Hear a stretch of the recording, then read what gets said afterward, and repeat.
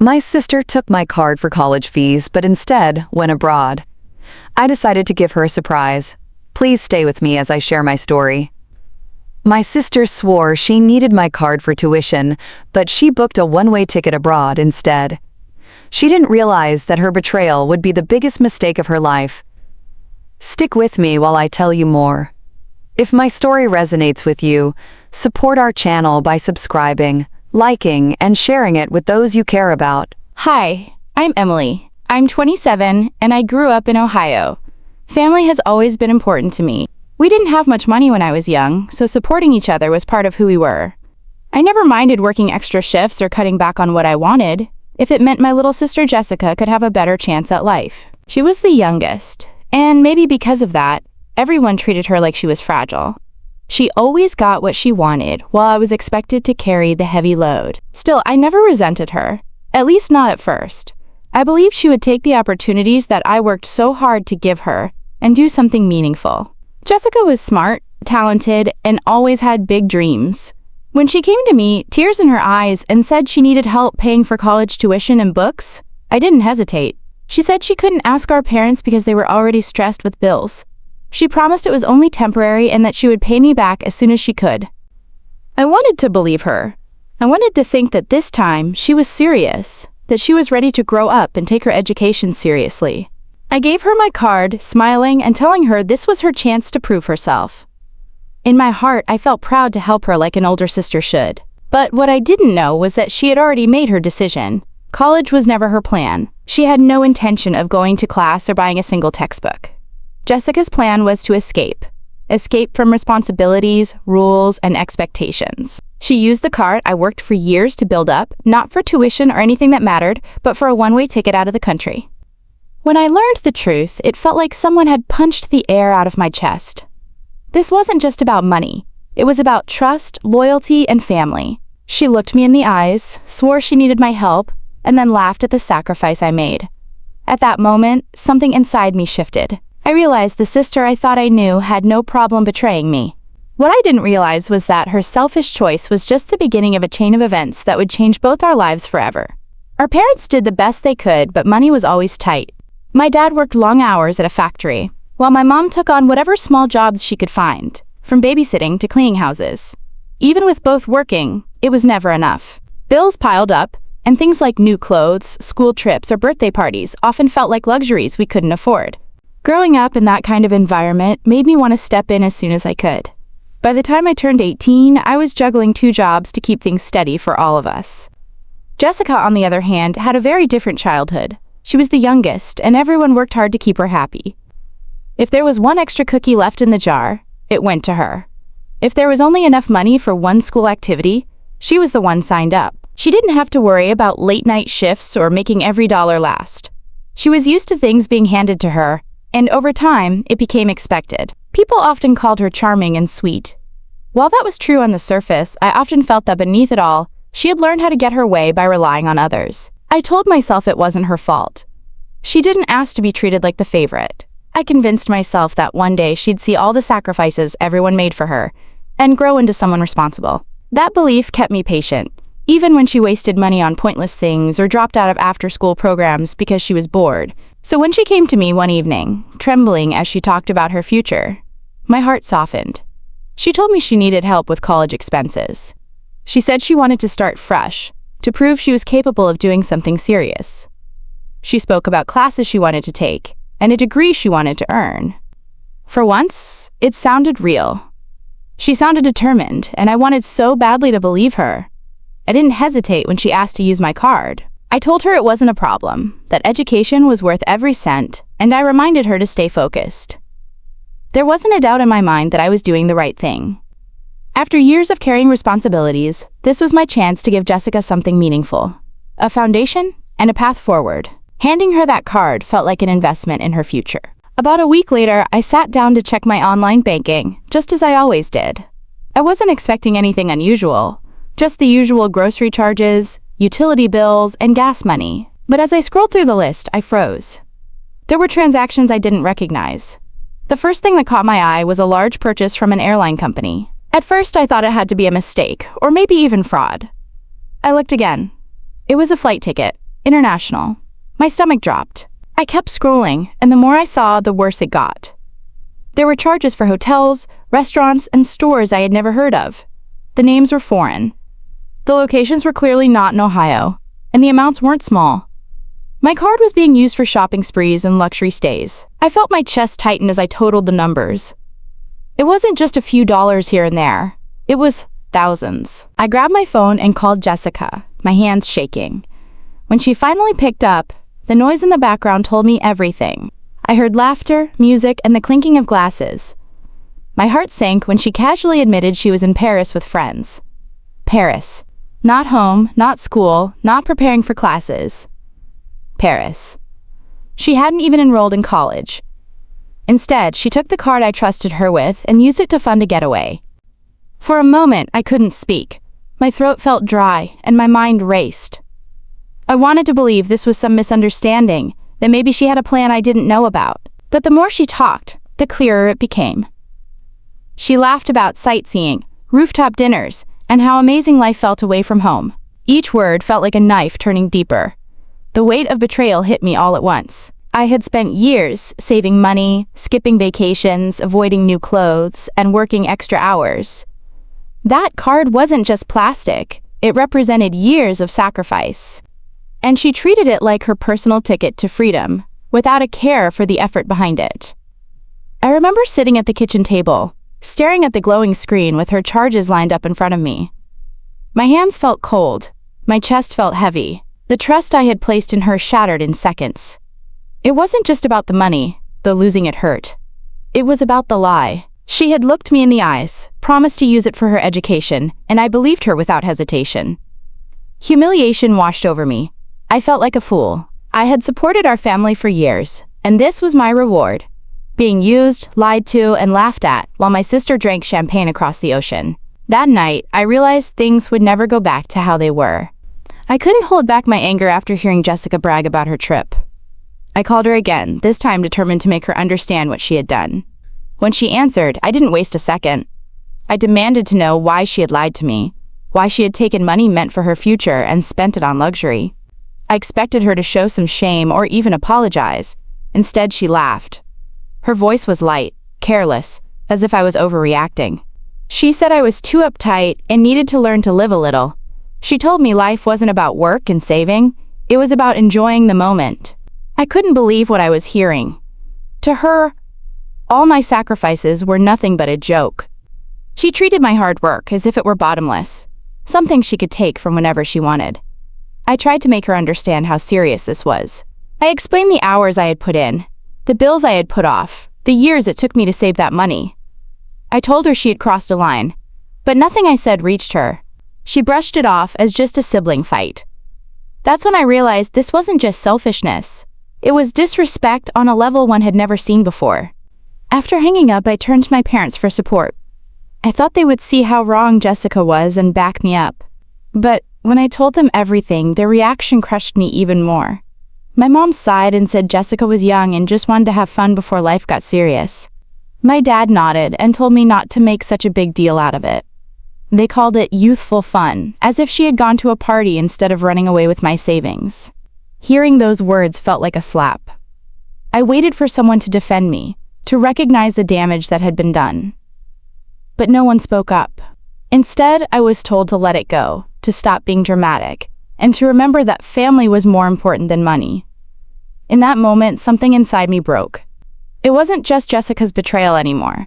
It was the realization that my own parents had never seen the burden I carried. They had watched me sacrifice year after year. And when I finally needed their support, they chose her. Jessica had always been the golden child. Now I saw it clearly. No matter what she did, they found a way to excuse her. And no matter how much I gave, it would never be enough to earn the same kindness. The disappointment cut deeper than losing money. I felt invisible, unappreciated, and foolish for ever believing my efforts mattered. That night, as I sat alone, I promised myself I would stop letting them use me. The days after that fight with my parents felt heavy, but nothing compared to what came next. One evening, I sat down to review my accounts, hoping the charges had stopped. I opened my statement, and my heart sank again. Jessica hadn't just used the card for her trip, she had pushed it past its limit. Every cent I had worked to save was gone. Now the balance was deeply in the red. I scrolled through line after line of expenses, each one worse than the last. Designer stores, restaurants I couldn't even pronounce, more hotel stays. The numbers didn't seem real. I had spent years saving, being careful, and saying no to myself so I could build something stable. In a matter of days, Jessica had burned through everything and left me drowning in debt that wasn't even mine. The weight of it hit me hard. I had been planning to buy a small house within the next year, something modest but mine. It was the one dream that kept me going through long shifts, the one reward I promised myself for never giving up. And now, staring at the balance, I knew that dream was gone. Instead of saving, I would pay off a mountain of debt I never created. My chest ached as the reality set in. I had been robbed not just of money, but of years of hard work and the future I wanted. For a moment, I broke down. I let myself cry. Not just for the money, but for the betrayal, the unfairness of it all. I thought about how Jessica was out there, enjoying her life without a care in the world. While I was left behind to clean up the mess, it felt unbearable, like the final straw after years of being taken for granted. But as the tears dried, something inside me shifted. I realized that sitting there broken wouldn't change anything. Jessica had crossed a line, and if I kept letting her walk all over me, it would never end. She had taken from me without hesitation and laughed when I tried to hold her accountable. My parents weren't going to stand up for me, so I had to stand up for myself. I took a deep breath and looked at the statement again, but this time my thoughts were different. If Jessica wanted to play dirty, she was about to find out what it felt like. She thought I would sit quietly and accept it like I always had. She thought she could run off, spend my savings, and come back without consequences.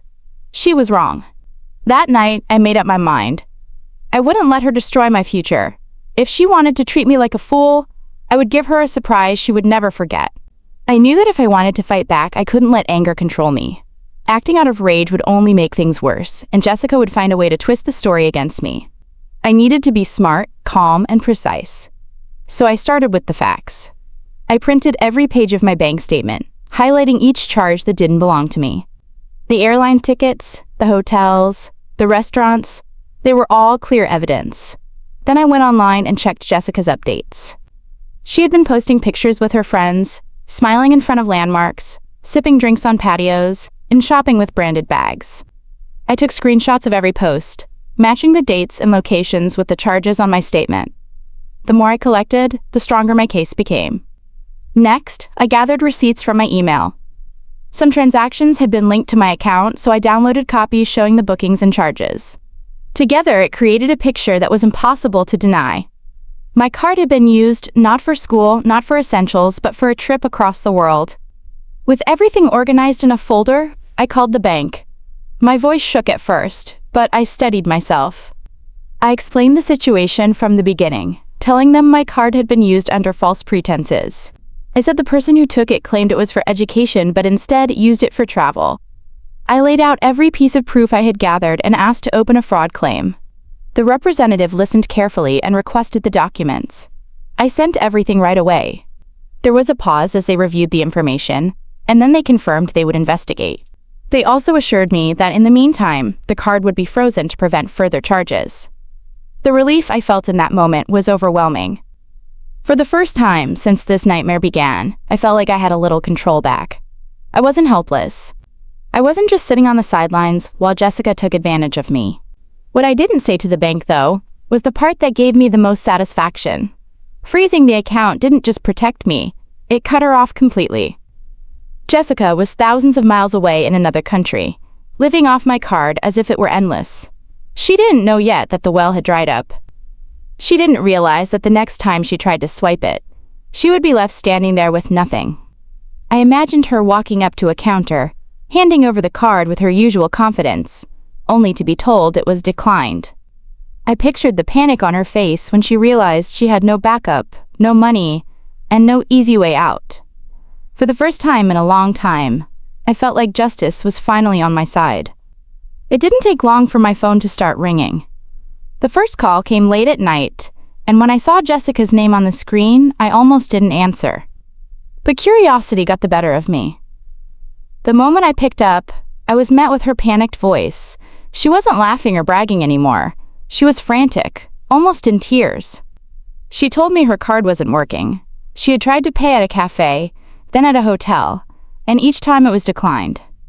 At first, she thought it was some mistake with the machine, but after several attempts, she realized something was seriously wrong. She had no cash, no backup plan, and the hotel staff had told her she couldn't stay without payment. They gave her a short time to clear things up before asking her to leave. Her voice cracked as she explained all of this, waiting for me to jump in and fix it. But instead of rushing to help her, I stayed calm. I told her the truth, plain and simple. Maybe now you'll learn what college would have actually taught you. Actions have consequences. My tone was steady, almost cold, and for the first time in years, I felt like I had the upper hand. Jessica's reaction was explosive. She screamed, calling me selfish, heartless, and even cruel. She said I was abandoning her in a foreign country where she had no one else to turn to. She begged me to send money, just enough to get her through the trip. She promised she would pay me back, but her promises meant nothing now. I reminded her of what she had done. I told her she lied, she stole, and she laughed when I tried to reason with her. I told her this situation wasn't my fault. It was hers. If she wanted to play the adult who knew better than everyone else, then she could face the adult consequences of her choices. The more I refused, the more desperate she became. Her voice went from angry to pleading, from shouting to sobbing. She kept repeating that she had nowhere to go, no way to eat, and no way to get home. I listened, but I didn't let her words shake me. For once, I didn't bend under the weight of her demand. By the end of the call, she was still crying, still begging, but I stayed firm. I told her she needed to figure it out on her own, and then I hung up. My hands were steady, my chest lighter than it had been in weeks. For once, she was the one left scrambling, and I was the one in control. As I set my phone down, I knew the lesson had only just begun for her. The next morning, my parents called, their voices sharp with blame. They had just spoken with Jessica, who had painted herself as the victim. According to her, I had abandoned her in a foreign country, left her without money, and was punishing her out of jealousy. My mom said I was being cruel, and that no matter what had happened, families should never turn their back on each other. My dad added that I needed to send her something immediately so she could at least make it home. I listened quietly, letting them finish. Then I told them the part Jessica conveniently left out. I explained how she took my card under false pretenses, claiming it was for college when she spent it all on flights, hotels, and luxury shopping. They didn't believe me at first. They said Jessica wouldn't do something like that. That I must be exaggerating. That hurt more than I expected. It showed how deep their blind trust in her was. But I came prepared.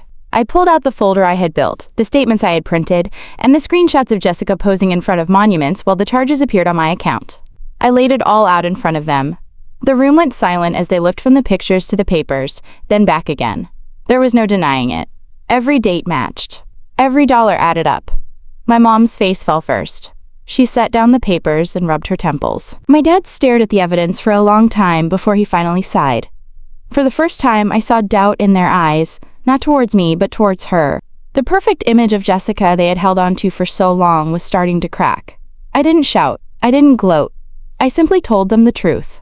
I was done carrying the weight while Jessica played games with everyone's trust. I reminded them that when I first brought it up, they brushed me off and defended her right away. Now, with the proof in front of them, they had to see who she really was. The disappointment on their faces said it all. They weren't angry with me anymore. They were angry with her, and maybe a little at themselves for enabling her behavior for so long. For years, Jessica had been the favorite, the one who could do no wrong. But in that moment, they finally saw what I had seen all along. She was reckless, selfish, and willing to take advantage of anyone who trusted her. The dynamic in our family changed right then. The blind loyalty that had always protected Jessica started to fade. She was no longer untouchable. The golden child image they had built around her was breaking apart, piece by piece. Weeks passed before I saw Jessica again, but I heard plenty about what happened to her overseas. Without a working card and no money, she had to beg and borrow from anyone who would listen. Friends she had bragged about traveling with grew tired of covering her expenses, and most walked away when they realized she had nothing to give back. Eventually, she had no choice but to turn to strangers for help. The little pride she had vanished as she moved from one situation to another, desperate for food and shelter. When her efforts failed, she went to the American embassy. After explaining her situation, they arranged for her return, but not without consequences. She was flown back, not as the carefree traveler she pretended to be, but as someone marked by failure. The confidence she once wore like armor was gone, replaced by shame she couldn't hide. When she finally returned home, she looked different. Her clothes were wrinkled, her voice was quieter, and her usual charm was missing. But if she thought she could slide back into comfort, she was mistaken. The debt she left behind was still there, and her actions had finally caught up to her. Credit companies began calling, sending letters, and her name was linked to overdue balances she could never hope to clear quickly. For the first time in her life, she couldn't escape the weight of her own choices. Our parents, who once defended her without hesitation, barely spoke to her. The disappointment lingered, in every glance, every silence at the dinner table. She wasn't the golden child anymore. The pedestal she had lived on had collapsed, and all that remained was the reality she had tried so hard to avoid. One evening, she showed up at my apartment door with a small bag in her hand. Her eyes were red from crying as she asked if she could stay with me, just for a little while. For years, I would have opened the door without a second thought, but this time I stood firm. I told her she couldn't stay with me, not after what she had done. She tried to argue, saying she had nowhere else to go, but I reminded her that choices have consequences. She had made hers, and now it was time to live with them. The look on her face was a mix of shock and hurt, but I didn't let it sway me. For once, I wasn't bending to her needs. I was protecting myself. She walked away that night, and I closed the door knowing I had finally drawn a line she could not cross. Jessica's fall was painful, but it was her own doing. For the first time, she was forced to face the reality she had always managed to escape. Life didn't return to normal overnight, but little by little, I started to rebuild what I had lost. The debt on my car didn't vanish instantly, but with careful planning and extra hours at work, I began to make progress. Each payment felt like a step forward, not just toward financial stability, but towards taking back control of my own life. For years, I had poured everything into others, especially Jessica. Now, I was finally learning what it meant to invest in myself. It wasn't easy. There were moments when I felt overwhelmed by the weight of it all. But instead of falling apart, I stayed focused. I set goals, created a tighter budget, and reminded myself that this time, every cent I saved was truly mine. The future I wanted, a home, independence, peace of mind, still felt possible, and that gave me strength. Meanwhile, Jessica's life looked very different. With her reputation damaged and her credit ruined, she couldn't rely on charm or excuses anymore. She bounced between odd jobs, taking shifts at places she once considered beneath her.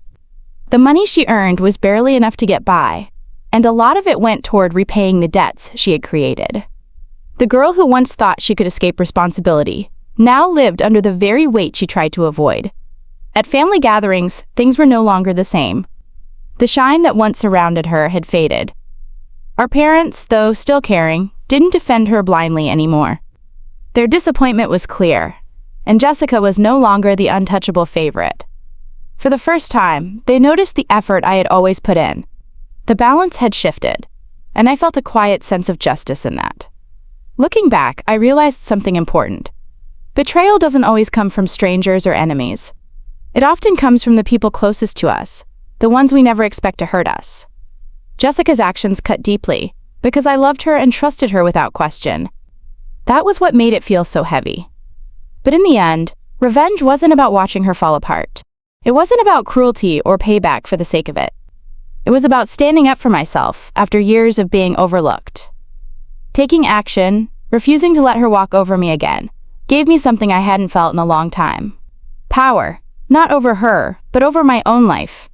For once, I wasn't just the dependable sister who cleaned up the mess. I was someone who drew the line and meant it.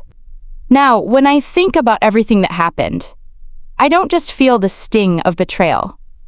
I also feel the strength that came out of it. Jessica's choices changed both of us, but they reminded me of something I'll never forget. Standing up for yourself isn't selfish.